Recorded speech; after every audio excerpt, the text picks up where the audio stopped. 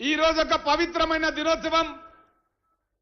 గతంలో కె చంద్రశేఖరరావు రాక్షస పాలన కొనసాగుతున్న సందర్భం లోపల మన గౌరవ ముఖ్యమంత్రి రేవంత్ రెడ్డి గారు అటు కేంద్రంలో బీజేపీ ప్రభుత్వం రైతు వ్యతిరేక విధానాలు ప్రారంభిస్తుంటే, రైతు వ్యతిరేక చట్టాలు తయారు చేస్తే రైతాంగానికి బాసటగా నిలవాలి, దేశవ్యాప్తంగా మనం కూడా రాహుల్ గాంధీ గారికి మద్దతుగా నిలబడాలి.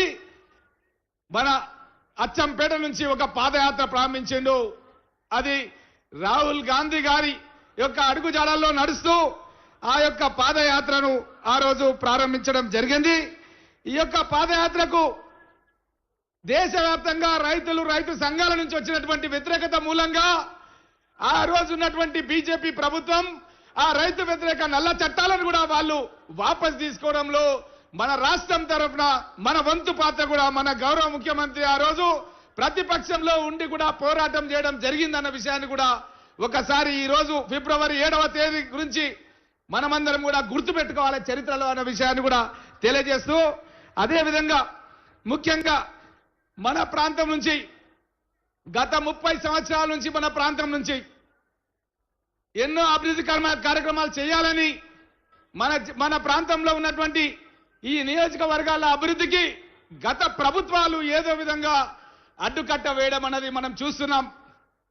అది రాజశేఖర రెడ్డి గారు ముఖ్యమంత్రిగా ఉన్నప్పుడు ప్రాణహిత చేవెళ్ల ఆదిలాబాద్ గుండా సముద్రానికి పోయే నీళ్ళని మనం కాలువల ద్వారా తీసుకొచ్చి మన పరిగి, వికారాబాద్, తాండూరు, కొడంగల్, చేవెళ్ల, షాద్నగర్ నియోజకవర్గాలకు సాగునీరు ఇయ్యాలి, తాగునీరు ఇయ్యాలని చెప్పి ఆ రోజు నేను రాజశేఖర రెడ్డి గారు ఇలాంటి వేదిక మీదే ఉంటే ప్రసాద్ అన్న కూడా ఆ రోజు వేదిక పైన ఉండే, ఆ రోజు కాల యాదయ్య గారు కూడా వేదిక పైన ఉండే. నేను ఆ రోజు మీటింగ్ లో అడిగి కాంగ్రెస్ పార్టీ కార్యకర్తలందరూ కూడా వికారాబాద్ బ్లాక్ గ్రౌండ్ లో వాళ్ళు కూడా స్లోగన్స్ ఇస్తే ఆ రోజు రాజశేఖర రెడ్డి గారు అన్నారు, రామ్మోహన్ అడుగుతున్నాడు ప్రాణహిత చేవెళ్ల వరకే కాదు పరిగి, వికారాబాద్ ప్రాంతాలకు పొడిగిస్తామని చెప్పి ఆ రోజు రాజశేఖర రెడ్డి గారు ప్రకటన చేయడం జరిగింది. అదేవిధంగా తర్వాత కిరణ్ కుమార్ రెడ్డి గారితో సోషల్ వెల్ఫేర్ స్కూల్లో పరిగిలో ఒక నైట్ హాల్ట్ ప్రోగ్రాం పెట్టి విద్యార్థులతో ముఖాముఖి ఎస్సీ, ఎస్టీ, బీసీ, మైనార్టీ విద్యార్థుల యొక్క ఆత్మస్థైర్యాన్ని పెంచాలని చెప్పి ఆనాటి కాంగ్రెస్ ప్రభుత్వం లోపల ఒక కార్యక్రమం తీసుకొని ఒక ఈవినింగ్ అంతా కూడా స్టూడెంట్స్ తో స్పెండ్ చేయడం జరిగింది. ఆ రోజు పాలమూరు రంగారెడ్డికి సంబంధించింది కూడా పనులు మన ప్రాంతంలో జరుగుతాయని చెప్పి కూడా అప్పటి ముఖ్యమంత్రి కిరణ్ కుమార్ రెడ్డి గారు కూడా జీవో ఇచ్చి ఆదేశాలు ఇవ్వడం జరిగింది. నేను ఒక ఉస్మానియా యూనివర్సిటీ నుంచి డాక్టరేట్ తీసుకొని ఎంబీఏ చదివినటువంటి వ్యక్తిని. నాకు ఎంబీఏలో మన ఇన్ఛార్జ్ మినిస్టర్ శ్రీధర్ బాబు వాళ్ళ అన్న శ్రీనాథ్ నా క్లాస్మేట్. మేమంతా కూడా ఎప్పుడు అప్పటి నుంచి చిన్నప్పటి నుంచి కూడా శ్రీధర్ బాబు గారు నాకు పరిచయం. అయితే ఒక పిహెచ్డి రీసెర్చ్ స్కాలర్ గా నా పరిగి నియోజకవర్గాన్ని అన్ని రంగాల్లో కూడా అభివృద్ధి చేయాలి, విద్య, ఉపాధి, వైద్య, వ్యవసాయ, పారిశ్రామిక రంగాల్లో కూడా అభివృద్ధి చేయాలని నా యొక్క కోరిక. గత 18-20 ఏళ్ల నుంచి ఆ తపనతో నేను ఎన్నో కార్యక్రమాలు తీసుకున్నాను. ఒక రైతు బిడ్డగా మా నాన్న హైదరాబాద్ జిల్లా సహకార కేంద్ర బ్యాంకులో రామకృష్ణారెడ్డి గారు డైరెక్టర్ గా పనిచేయడం జరిగింది. కమతం రామరెడ్డి గారు, కమతం జగన్మోహన్ రెడ్డి గారు నా సమీప బంధువులు, వాళ్ళ పిల్లలు కూడా ఇక్కడే ఉన్నారు. వారి వారసత్వాన్ని తీసుకొని మన నియోజకవర్గాన్ని అన్ని రంగాల్లో కూడా అభివృద్ధి చేయాలనే తపనతో నేను పనిచేస్తున్నటువంటి వ్యక్తిని. కానీ గత ప్రభుత్వం ముఖ్యంగా బీఆర్ఎస్ ప్రభుత్వం చేసింది ఏంటంటే ప్రాణహిత చేవెళ్లను ట్రాన్స్ట్రా ఇండియా కంపెనీకి ఆల్రెడీ టెండర్లు పిలిచినటువంటి పనులను రద్దు చేసింది. అప్పుడు యాదయ్య గారు నేను చందిప్ప దగ్గరికి పోయి చూసి వచ్చినాం. అండర్ గ్రౌండ్ టన్నల్ లోపల కిలోమీటర్ల కొద్ది పనులు జరిగితే ఆ పనులన్నీ కూడా రద్దు చేసింది. కొండపోచమ్మ అనే రిజర్వాయర్ అసలు లేనే లేదు, కొత్త రిజర్వాయర్ నిర్మాణం చేసుకున్నారు వాళ్ళు. మన ప్రాంతానికి మన నోటి దగ్గర వచ్చినటువంటి అన్నాన్ని కొట్టిపడేసింది ఎవరంటే కె చంద్రశేఖరరావు, హరీష్ రావు, కేటీఆర్లు. మన ప్రాంతానికి రావాల్సిన నిధులను వాళ్ళ ప్రాంతానికి తీసుకుపోయినరు. అలాంటిది మన నాయకుడు మన గౌరవ ముఖ్యమంత్రి రేవంత్ రెడ్డి గారు మళ్ళీ తాను ముఖ్యమంత్రి అయిన తర్వాత ఈ సాగునీటి ప్రాజెక్టుల లోపల జరిగినటువంటి అవినీతిని ఒక కమిషన్ వేసి తుమ్మడి అట్టి దగ్గర గతంలో కాంగ్రెస్ ప్రభుత్వంలో ఏ విధంగా అయితే మనం ప్రారంభించాలనుకున్నామో ఆ విధంగా మనం గ్రావిటీ ద్వారా సాగునీటి ప్రాజెక్టులు కట్టాలని తద్వారా తెలంగాణ రాష్ట్రాన్ని సస్యశ్యామలం చేయాలని కంకణం కట్టుకొని మన గౌరవ ముఖ్యమంత్రి గారు పనిచేయడం జరుగుతుంది. నా యొక్క కళ గోదావరి జలాలు ప్రాణహిత చేవెల ద్వారా కృష్ణా జలాలు కూడా వచ్చి కొందుర్గు, పరిగి, లక్ష్మీదేవిపల్లి, నా మిత్రుడు షాద్నగర్ శాసనసభ్యుడు శంకర్, మేము చాలాసార్లు చాలా వేదికలపైన మాట్లాడినాం. గౌరవ ముఖ్యమంత్రి గారు కూడా అక్కడ ఏదైతే ప్రాజెక్టు నిర్మాణం చేయాలనో అక్కడ ముఖ్యమంత్రి గారు కూడా అప్పుడు పిసిసి అధ్యక్షుడి హోదాలో రావడం జరిగింది. అదేవిధంగా ఉప ముఖ్యమంత్రి గారు కూడా బట్టి విక్రమార్క గారు కూడా రావడం జరిగింది. ఉత్తమ్ కుమార్ రెడ్డి గారు కూడా రావడం జరిగింది. మన యొక్క గవర్నర్ ప్రసంగంలో రాయడం జరిగింది. తప్పకుండా కొందుర్గు, పరిగి, లక్ష్మీదేవిపల్లి ప్రాజెక్టు కడతామని చెప్పి మన గౌరవ ముఖ్యమంత్రి గారి ఆదేశాలతో గవర్నర్ ప్రసంగంలో చెప్పడం జరిగిందన్న విషయాన్ని కూడా రైతాంగానికి అందరూ కూడా తెలియజేస్తూ తప్పకుండా మన ప్రాంతానికి ఈ సాగునీటి ప్రాజెక్టులు గోదావరి కృష్ణా సంగమం ఈ యొక్క కొందుర్గు, పరిగి గడ్డ మీద కడితే తెలంగాణ రాష్ట్ర వ్యాప్తంగా మనం రైతులందరికీ కూడా తాగునీరు, సాగునీరు ఇచ్చే అవకాశం వస్తుంది. కాబట్టి ఈ ప్రాజెక్టును శాంక్షన్ చేయడానికి ఆల్రెడీ సాంకేతికంగా ఒప్పుకున్నారు. భూసేకరణ చేసి భవిష్యత్తు లోపల టెండర్లు పిలవాలని ముఖ్యమంత్రి గారికి నా యొక్క సూచన అన్న విషయాన్ని తెలియజేస్తూ అదేవిధంగా మన ప్రాంతానికి ఒక రైల్వే లైన్ రావాలని రైల్వే మినిస్టర్ మునియప్ప గారిని పరిగికి తీసుకొచ్చి ఒక మీటింగ్ పెట్టి 50% నిధులు తీసుకోవడం జరిగింది. ఆ యొక్క 50% నిధుల తర్వాత ఇంకా 50% కిరణ్ కుమార్ రెడ్డి గారు శాంక్షన్ చేయడం జరిగింది. ఆ రైల్వే లైన్ ని గతంలో ఉన్న ముఖ్యమంత్రి కేసీఆర్ తొక్కిపెట్టి దాన్ని సిద్దిపేటకు తరలించకపోయి సిద్దిపేట రైల్వే స్టేషన్ 23 సంవత్సరం లోపల వాళ్ళు ప్రారంభించుకున్నారు.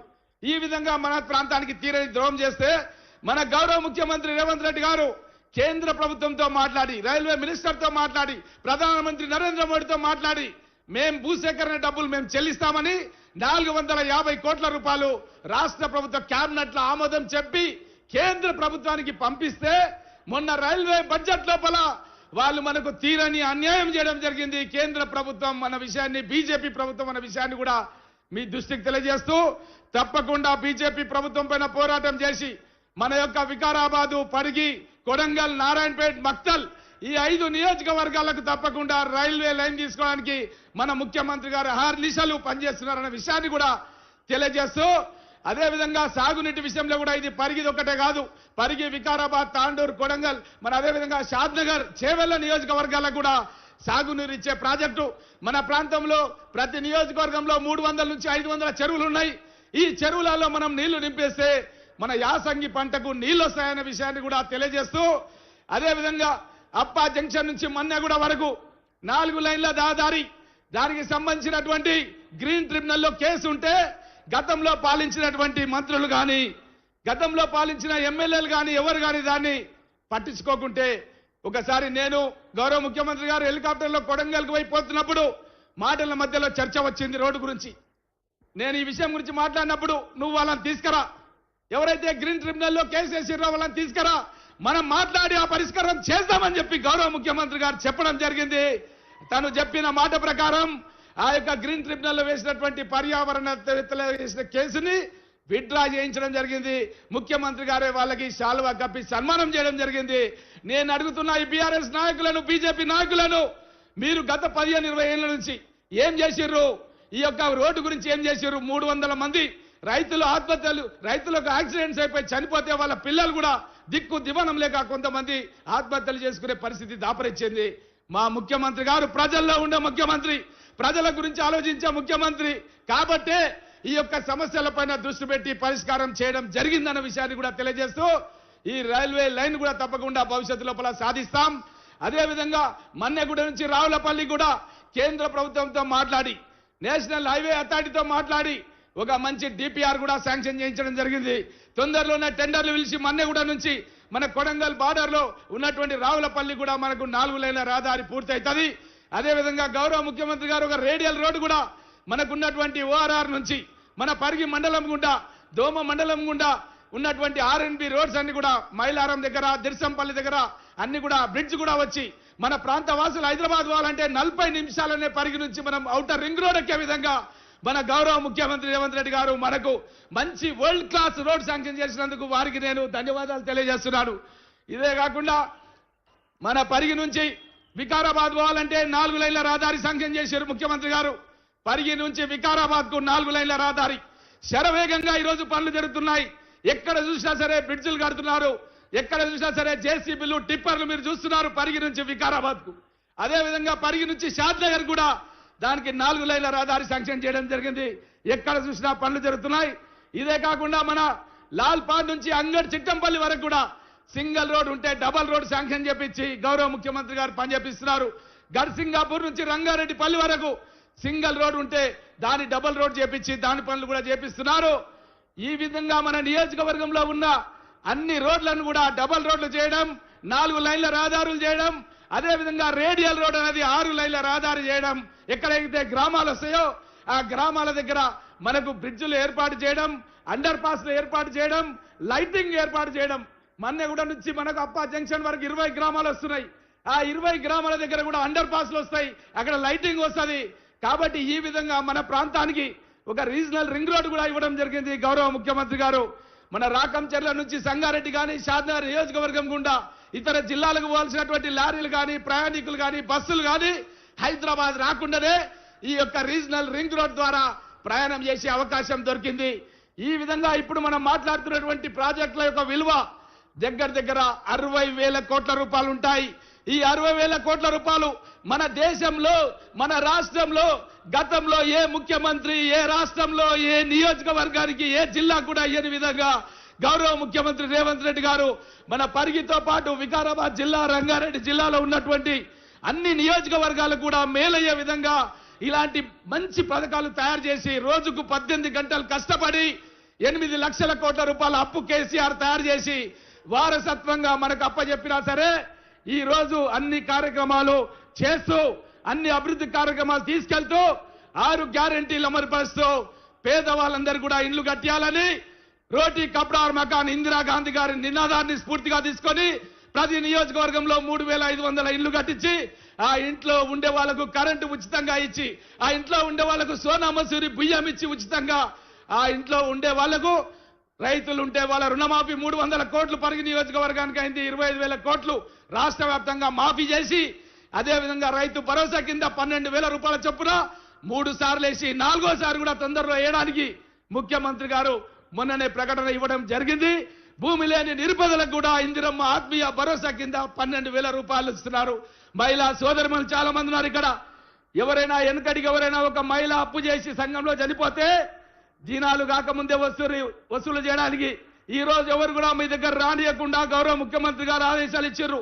ఎవరైనా మహిళ యాక్సిడెంట్ అయినా పాము గరిచినా చచ్చిపోయినా ఆ మహిళ చేసిన అప్పు మాఫీ చేయడమే కాకుండా వాళ్ళ పిల్లలు అనాథలు కావద్దని 10 లక్షల రూపాయల చెక్కును మీ ఇంటికే పంపించే విధంగా గౌరవ ముఖ్యమంత్రి రేవంత్ రెడ్డి గారు ఆదేశాలు ఇవ్వడం జరిగిందన్న విషయాన్ని తెలియజేస్తూ ఈ విధంగా మనకు అదృష్టం కలిసి వస్తే తెలంగాణ రాష్ట్రానికే నడిచొచ్చే కొడుకు పుట్టినట్టుగా మన గౌరవ ముఖ్యమంత్రి రేవంత్ రెడ్డి గారు మన తెలంగాణ రాష్ట్రంలో వచ్చిండు.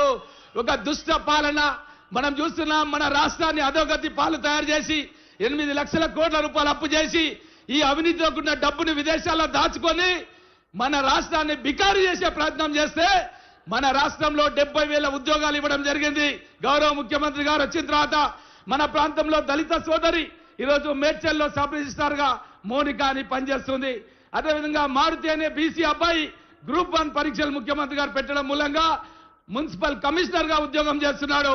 ఈ జోనల్ వ్యవస్థ లోపల గతం లోపల మనను తీసుకుపోయి వాళ్ళు జోగులాంబ జోన్లు వేస్తే పోరాటం చేసి మళ్ళీ మనం వికారాబాద్ జిల్లాకు రావడం మూలంగా 40 మంది ఎస్ఐలు మన వికారాబాద్ జిల్లా నుంచి సెలెక్ట్ కావడం జరిగిందన్న విషయాన్ని కూడా తెలియజేస్తూ అదేవిధంగా గండేడు మహమ్మదాబాదు ఇప్పటికి కూడా జోగులాంబ జోన్లో ఉన్నాయి. గౌరవ ముఖ్యమంత్రి గారు కోరుతున్నాను తప్పకుండా మీరు ఆ 2 మండలాలు కూడా మా వికారాబాద్ జిల్లాలో కలపాలని గౌరవ ముఖ్యమంత్రి గారు కోరుతూ ఇంకా మన ప్రాంతానికి ఏదైతే సాగునీటి ప్రాజెక్టులు ఇంకా కొన్ని రోడ్లు ఒక డిగ్రీ కళాశాల ఒకటి కోయిల్ సాగర్ నుంచి డ్రింకింగ్ వాటర్ సంబంధించింది కూడా గతంలో 0.57 టీఎంసీ వాటర్ ఆలకేట్ చేసుకొని జానారెడ్డి గారు 150 కోట్లు నాకు జీవో ఇవ్వడం జరిగింది, శాంక్షన్ ఇవ్వడం జరిగింది. ఈ యొక్క భగీరథ నీళ్లు ఇప్పుడు రావడం లేదు, చాలా ప్రాంతాల్లో బ్రేక్ డౌన్ అవుతుంది. కాబట్టి కోయిల్ సాగర్ నుంచి నాకు తాగునీటి సౌకర్యం పరిగి నియోజకవర్గానికి కల్పించాలని గౌరవ ముఖ్యమంత్రి గారు కోరుతూ సెలవు తీసుకుంటున్నారు.